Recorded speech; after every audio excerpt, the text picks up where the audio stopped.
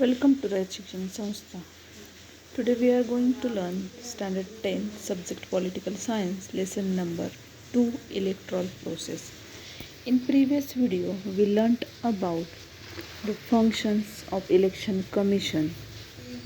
In that there are 5 functions.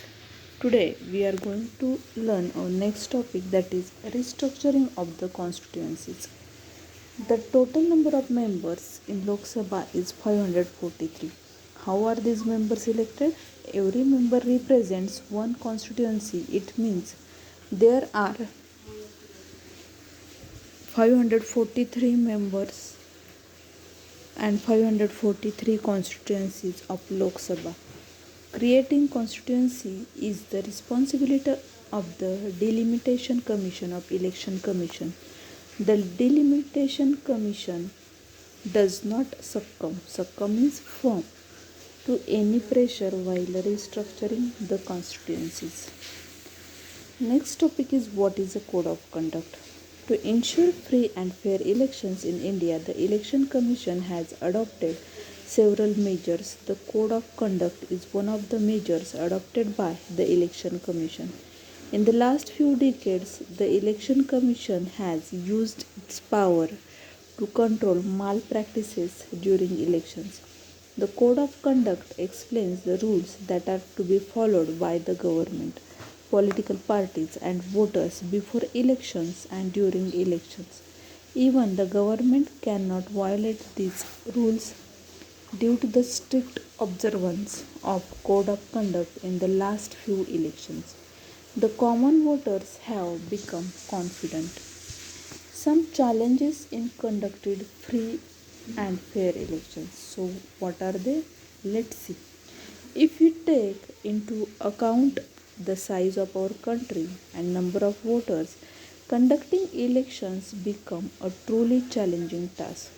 The Election Commission has to work in accordance with the law while dealing with these challenges. Some of the challenges are mentioned below. Misuse of money take place to a great extent during elections. The Election Commission has to take several measures to stop such a misuse of money. Next, many political parties give election tickets to candidates with a criminal background. This results not only in criminalization of politics, but the Election Commission also faces problems in ensuring that elections are conducted in free environment. Another major challenge is violence during election. The extent of violence has increased significantly during elections. All political parties should help the Election Commission to control this violence. To retain a continuing influence on politics, leaders give election tickets to their own relatives. This practice creates a family monopoly in politics. Electoral reforms. Election is continuous process. The future of democracy depends on elections. Electoral process becomes reliable if election process gets improved. Some reforms are suggested below. What will be its effect according to you? To increase participation of women in politics, the political parties should give 50% candidature to women candidates and try to ensure that they get elected. Political parties should not give candidature to candidates having a criminal background. They should strictly follow the decision given by courts in this respect. The government should take care of election expenses to ensure that parties will not make misuse of money during elections can be stopped. Representation of People's Act should be amended so that candidates having criminal background would not be able to participate in election. Students, in this lesson we can see how the ballot boxes transport into the EVM machines.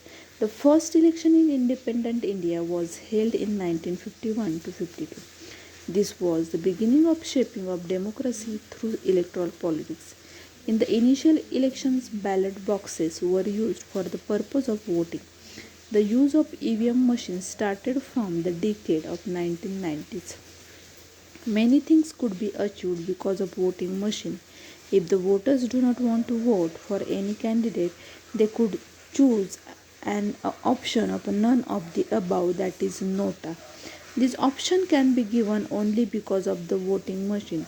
It has become easy for disabled people, that is Divyanga, to vote. It reduced the cutting of trees for paper and thereby helped in the protection of the environment. It has also been possible to have an early declaration of election results. So, in this chapter, we studied the electoral process from various angles. In the next chapter, we will study the political parties in India. Till then, enjoy learning. Thank you.